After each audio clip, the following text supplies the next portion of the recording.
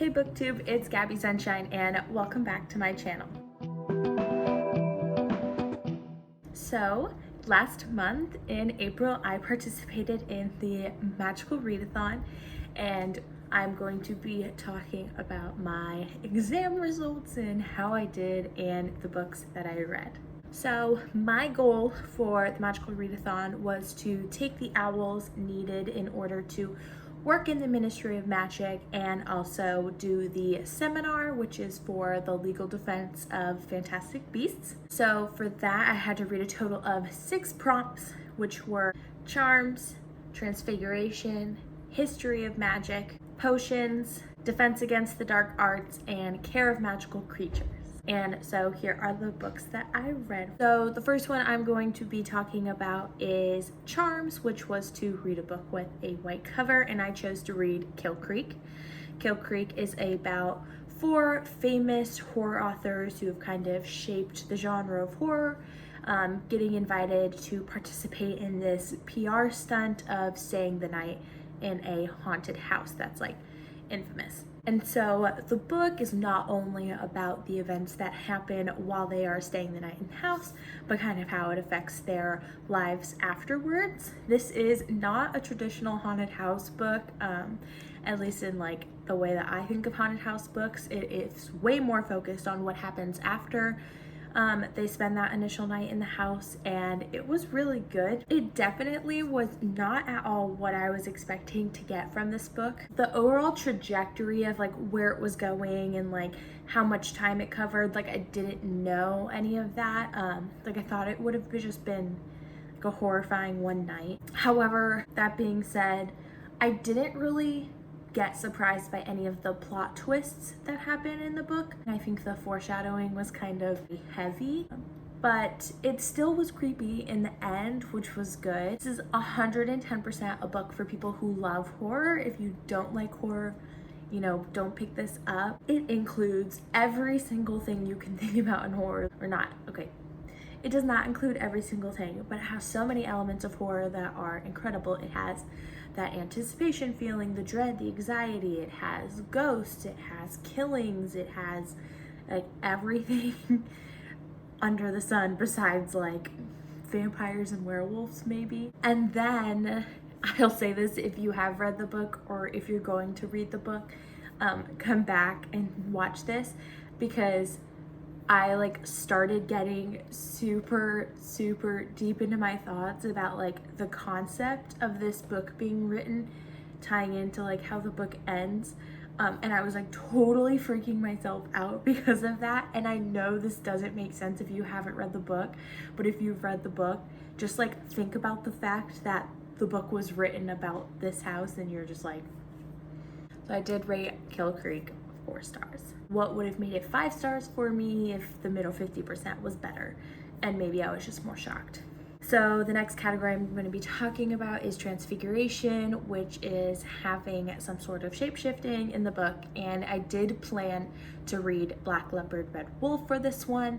However, when I picked up Black Leopard Red Wolf, I don't know if I just wasn't in the right headspace, but the sort of like flowery, like descriptive language it had was just not what I was in the mood for. And so I decided to pick up Percy Jackson, the Olympians, the Lightning Thief instead, and there's a little bit of Transfiguration in that. I have read this before. I really liked it. I really enjoyed it. It was 4 stars. I like all the elements of Greek mythology, but I started reading more Goodreads reviews about it and kind of how it's like a parallel to Harry Potter, and there's like so many coincidences of how like Percy is like Harry, Annabeth is like Hermione, and like all that stuff.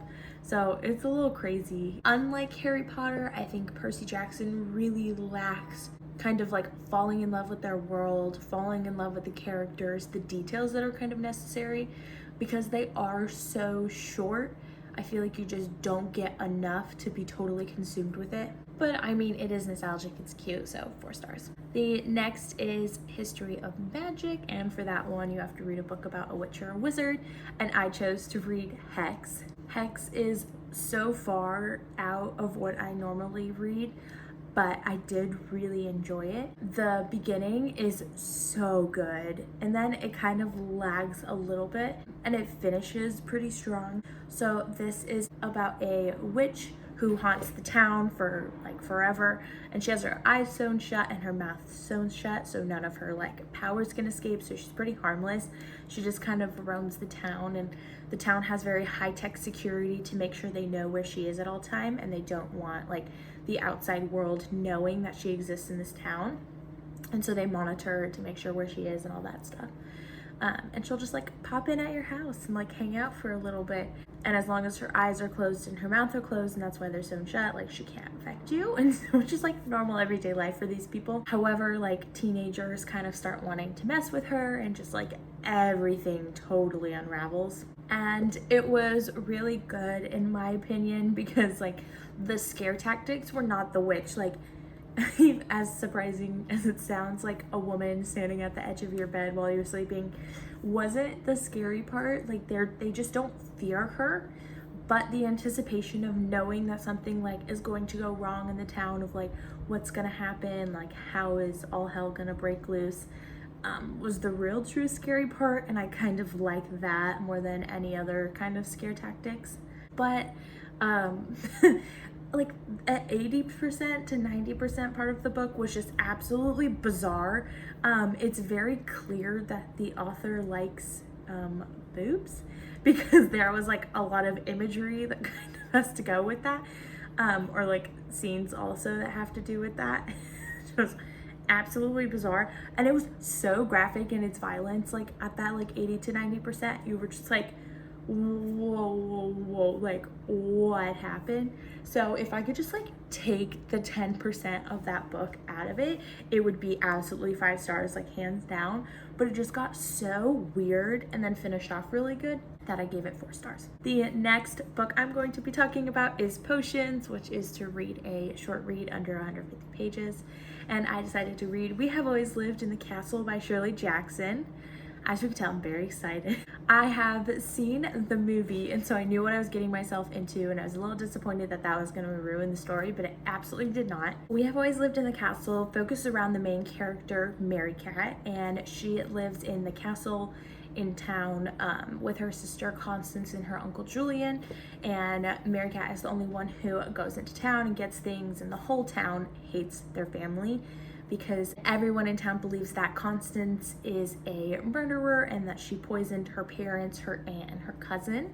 And so the whole town, it like outcasts them and doesn't talk to them. And so it's kind of about the story of Mary Cat dealing with that. And also their cousin decides to come into town, and that's when everything sort of unravels. It is definitely an interesting story. I absolutely love Shirley Jackson's writing. It is absolutely beautiful. And just like the slow burn of the horror in the novel is so good. And like getting into like Mary Cat's mindset is so funny and creepy. She's just like a little girl who hates everyone, and she's just like bizarre. She'll just like be walking in town and it's like, I hope everyone burns and dies. And you're like, okay, somebody has issues. But like, because of that, I really love getting to know characters super well. And so getting to know her, even though she's super creepy and super weird, was really fun, and I really loved it. And so I gave it 5 stars, and I had a really good time reading this one. The next book is for Defense Against the Dark Arts, which was to read a book set at sea or on the coast. And for this one, I read Scorpio Races.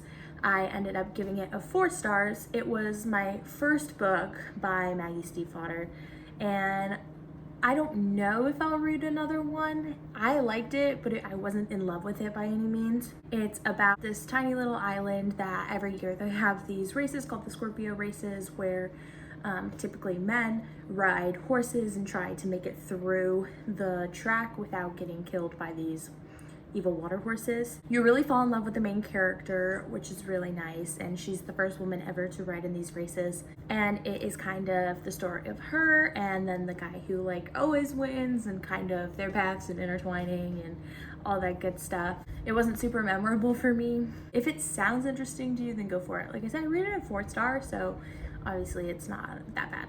And then the last book is the book that I read for Care of Magical Creatures, which is to read a book with a beak on the cover. And for that one, I decided to read The Goldfinch. I'm so glad I decided to pick it up. It is absolutely incredible. And I know not everyone feels this way about this book, and I don't expect you to feel the same way that I feel about this book. I think for me, this book and We Have Always Lived in the Castle were just two books that fell at perfect times for me in my life. You know, with quarantine, things are slow, things are very thoughtful and deep. And so these books that are kind of slow and a little bit depressing, I think they're just better for the mindset that I'm in right now. And so I really resonated with them. And they both also have very young main characters who you really get to learn about and really get to know. And I absolutely love that. And Theo, I just like absolutely adore Theo. He is the cutest thing in my opinion, even though obviously I like don't know what he actually looks like. But the beginning of the book, going through his childhood and really getting to know him so in depth, was incredible. This like absolutely was not what I thought it was going to be. It's like much more a story about his life and like every second of his life leading up into like early adulthood. And I thought it was going to be much more a story about like crime and art crime, which is something I like learning about and like reading and watching. But that's not what this was at all. It was totally more of like a character study. I think this book was a lot deeper than I understood it to be. I was like reading a lot of reviews about it, and I think I missed some of the subplots and like the Charles Dickens kind of reference and writing that she had in it, but I still loved it. The beginning of the book was so much better than the end of the book. Everything leading up until when like the art stuff starts to go down is so good. And then like when the art stuff starts to go down, it's very rushed and like not that interesting. And at one point, like one of the characters just like straight out like tells like the moral of the story, in my opinion, which is kind of like a you know, you're not a bad person, it's just like a matter of circumstances type of thing. Like he literally just comes out and goes on this like whole monologue about like the moral of the story, and I was like, you know, I did pick up on that one. I surprisingly picked up on the fact that like, you know, you're not born a bad person or whatever. So that was like super disappointing, because obviously I had picked that up because I had read for 700 pages about his life and I understood that deep down he wasn't a bad person. But I do hold this book in really high regards, and it will definitely be something I revisit in the future. And I think as I get older, reading it again would be another experience. So I did rate it 5 stars, even though it wasn't that art heist, art or underground type of thing that I was looking for, but I did really love it. And so those are the 6 books I read, which obviously means I passed my O.W.L.s.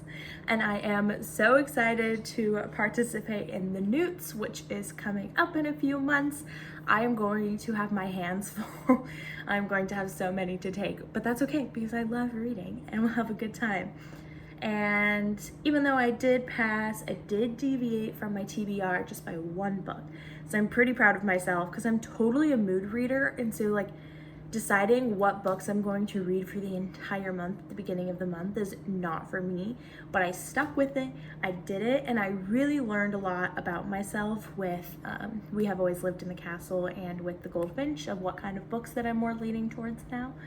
And so I had a really great time, and I highly recommend doing something like this in the future if you've never done it. I was so hesitant to participate, and I had so many people on Book Twitter and BookTube tell me that I should do it and I shouldn't be afraid. And so I'm super grateful to anyone who pushed me to do this. Highly recommend doing it in the future, and I will definitely be participating in more readathons from here on out. Thank you for listening to my reviews and for subscribing, liking, and commenting. You guys are the best. See you soon.